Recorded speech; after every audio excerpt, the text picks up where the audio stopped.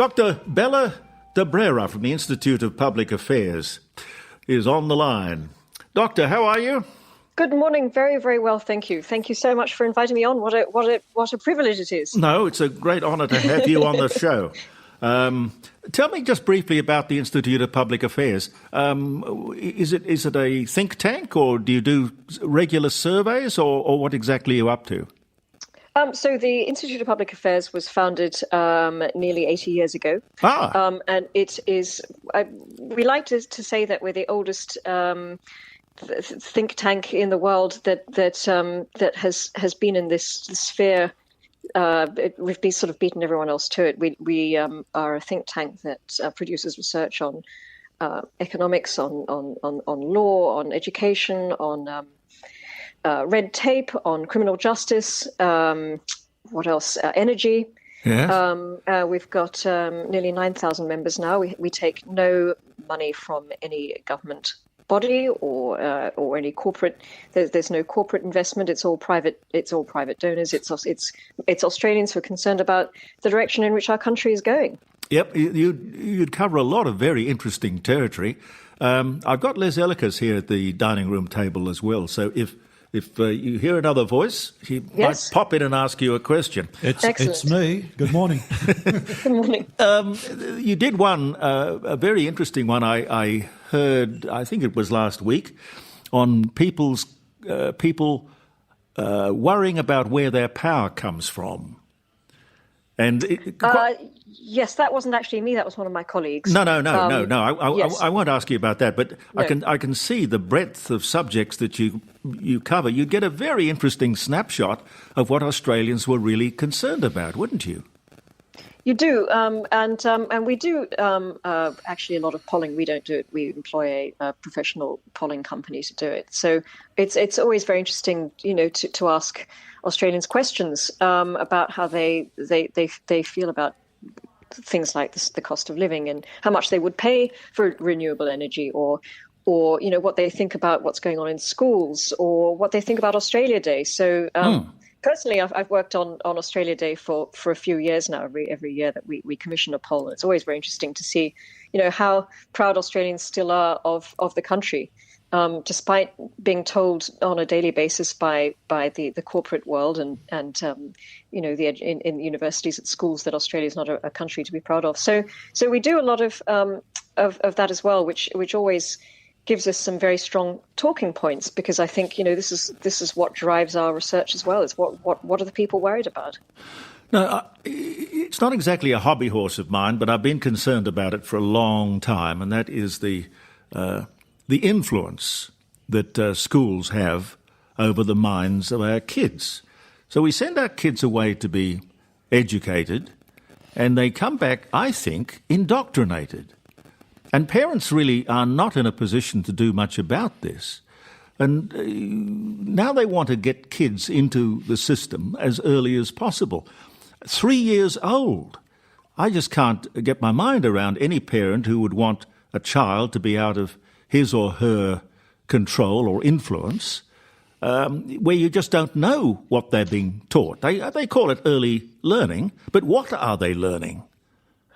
Well, I can tell you what they're learning, because I've just read through the early learning framework, which is actually government mandated. So this is something that all early learning centres, which used to be called kindergartens, have to use in order to function.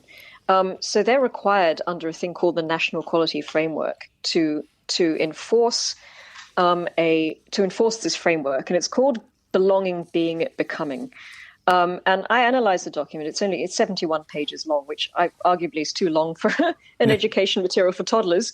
But I looked at it and discovered that it's all about social justice. It's all about gender, sexuality, race, culture, sustainability, environment. I did a word count, which is a very simple thing to do, and anyone can actually look at the document and do it. And I discovered that DEI, so diversity, equity, and inclusion, is mentioned 149 times. This is in a 51-page document, so that gives you an idea about how obsessed they are with it. And then Aboriginal and Torres Strait Islander and reconciliation are mentioned 96 times. Now, remember, this is meant to be educational document for toddlers. This is children running around in nappies. This is not, we're not talking 18-year-olds. This is not a first-year social justice humanities course at the University of Sydney. These are children who can't read or write yet, who are barely conscious. But it's very, very clear that the activists who have been pushing this agenda in the primary schools and in the secondary schools, and I can talk about that later because I've also looked at the national curriculum in great detail, are determined to take children as early as possible and introduce them to these very adult concepts and this radical ideology. And it's happened under the coalition. It's happened under Labour. It's happening every day under the noses of parents because of this document. And I think it's really important to draw attention to the fact that this is happening in childcare. Now, what can we do about it, Doctor? What can we do? Well, my job is to point out what's going wrong. My point is to alert parents to the fact that this could be happening. And if I don't have young children, but if I did, I would certainly be doing my level best to keep them out of childcare until at least for the first 3 years, keep them out of this out of childcare. And then totally agree. But unfortunately, society has been organized in such a way that most parents can't afford to do that, and most parents are battling away. Most parents are having to work to keep the family in bread and butter, to keep a roof over their heads. Women aren't encouraged to stay. No one's encouraged to stay at home and look after their children. Instead of giving money to the childcare centres, what about paying one of the parents to stay home and look after the toddler and Bella, and protect the toddler from this activism? What you're saying is quite right. I mean, the government is facilitating and pushing people into sending their kids to childcare. They're not giving the option that you're suggesting, which would be a viable and sensible option, and that would be better for the child. I look at this, and I've been watching this for a good number of years, and I just think it's part of a social engineering project that's running right across the planet. And and this is a question for you, when a child as young as 3 years of age who doesn't have obviously proper numeracy and reading skills, and can't discriminate. Well, look, it's an open book for them because they're like a funnel. They're sponges. They're ready to accept whatever's put in front of them, and they're inquiring and they're inquisitive. So if they don't have reading and numeracy skills, what do the educators put in front of these kids? I mean, to me, they'd have to be putting pictures and symbols to coerce them into if you're talking about Indigenous subjects, I'm sure they'd be putting up the Aboriginal flag or a didgeridoo and I'll bet they all can recite the Welcome to Country. They can. And in fact, now this is one of the things that I hear very, very often is that the children come home and they know how to do this off by heart, because it's actually one of the recommendations in this document, because obviously they make recommendations they call them educators, but I don't think that's an accurate term. Actually, they're not really educating them. Social engineers. So the social engineers, they've been through their very woke university teaching degrees, and they've come out the other end as social justice warriors. But that is another discussion. But we've allowed it to happen, Doctor. We have. But in answer to your previous question, obviously these children can't read or write, but they are being taught how to do acknowledgement of country every day. They do a little song. It's a sort of simplified version of the thing that you get that you're forced to listen to every time you land with Qantas. And they sort of wave their arms in the air and they touch the ground, and it's all, God help us. And then they actually they are advised and sort of really instructed to put Aboriginal and Torres Strait Islander flags all around the classroom. Under 2, they will do Aboriginal and Torres Strait Islander dance and song. So that's what they do. So they get them singing and dancing Aboriginal songs. When they're 2, that's under 2s. When they're 2 to 3, they teach them Dreamtime stories. So that's what they sit around and they listen to Dreamtime stories. They look at Aboriginal books, art, and artifacts. So they have the visual side of things for children. When they're 3 to 6, this gets worse. They actually they actually start to turn them into active citizens in the journey of reconciliation. These are the words from the actual document. They say, this is the time that children need to become activists to work towards reconciliation. And presumably, Doctor, then if you're on the subject of climate change and nuclear power, hence the cartoons in the press at the moment about three-eyed fish and things like that. So if you have nuclear power, they show them pictures of deformities. Would that be the case? Well, they haven't quite got to that in the early childhood. But I can tell you that nuclear power is not mentioned in the national curriculum. No. Who wrote this? Who wrote all of this down? Whose idea was it originally? This actually becoming document. Yes. So they never have the actual names of the authors, but I can tell you that it's written and produced by the federal government's childcare regulator, which has a terribly long name. It's called the Australian Children's Education and Care Quality Authority. Did these people, did they get any authority, or did they go out and question parents as to what exactly people want their children to be taught? No. So it's their idea, and they've got a vision for the world, and we're going to fit in with it or else. Absolutely. God. And it's government, and it's funded by the taxpayer, and it's government endorsed. So, but this is happening across the board. You know, you have ACARA that writes the national curriculum. It's the same thing. The ACARA actually lists the people who write the national curriculum, and you know they're all sort of professional educators, but they all have the same worldview. And I think the general sense that I get is that the people who write these syllabi, I think that's the plural, believe that they're doing the right thing. I really do think that a lot of them have been they've been indoctrinated in the universities. Yeah. They've gone through the system. They've gone through the extremely woke teaching degrees, and the ones who last.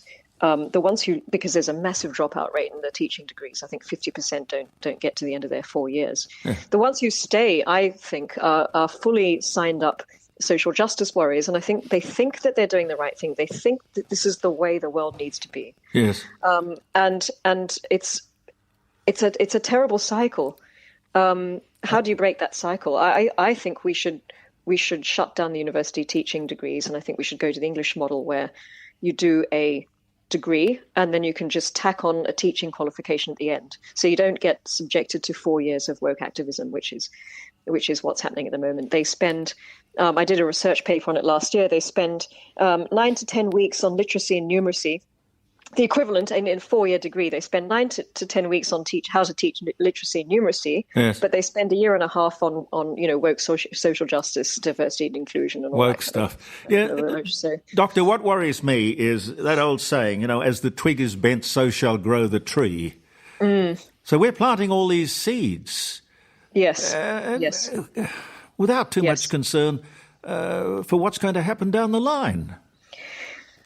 Well, I mean, it's also that the isn't there a biblical story that isn't there a bad seed and it goes rotten fruit or whatever they say. I can't remember which one is that, Old Testament or New Testament, but it is a worry that the generations coming up through this. That I actually feel really desperately sorry for Australian children who are subjected to this.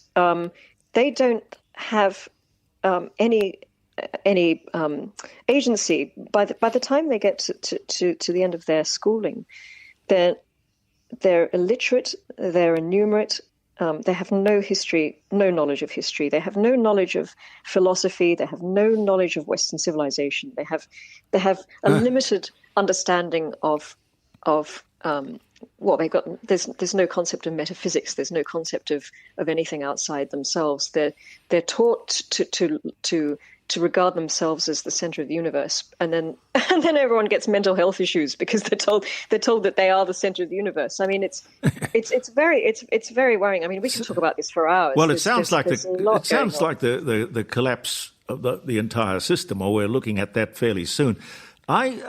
From Baton Rouge, I've got a cable here. This is interesting.